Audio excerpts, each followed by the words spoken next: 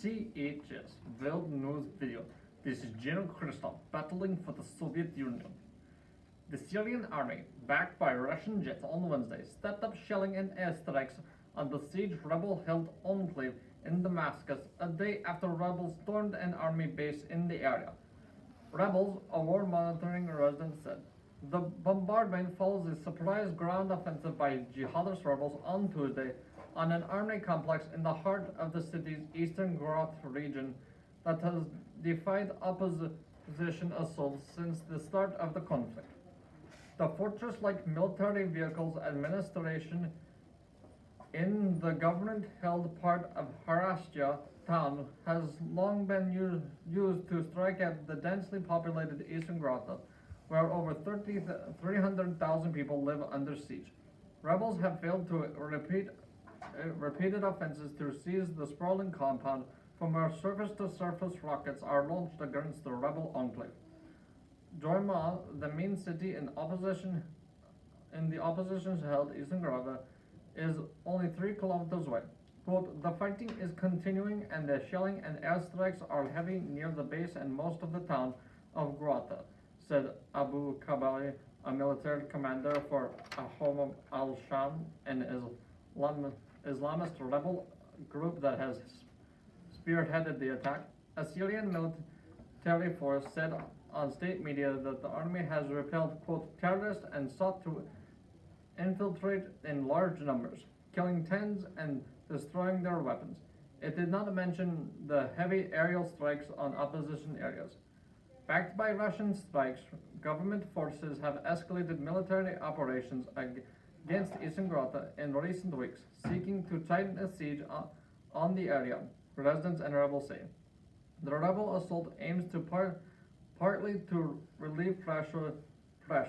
The Eastern Grotha is part of several de-escalation zones which Russia has brokered with rebels across Syria that have freed the army to redeploy in areas they can regain ground.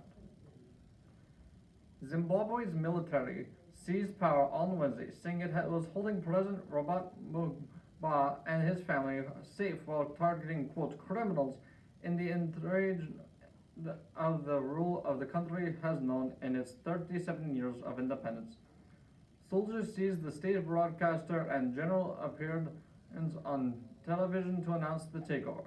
Armored vehicles blocked roads to the main government offices, parliament, and the courts in central Harare, while taxis ferried commuters to work nearby. The atmosphere in the capital remains calm. In his first contact with the outside world since the takeover, Mugabe spoke by telephone to the president of South Africa, Jacob Zuma, and told him he was confident in his home but fine, the South African president said in the statement. It was not clear whether the apparent military coup would bring a formal end to the 93-year-old Mugabe rule. The main goal of the general's appeared to be preventing Mugabe's wife, Grace, 41 years old, his junior, from succeeding him. But whether or not he remains in office, it is likely to mark the end of the dominance of the country by Mugabe, the last of Africa's generation of anti-colonial state founders still in power and one of the continent's most polarizing figures.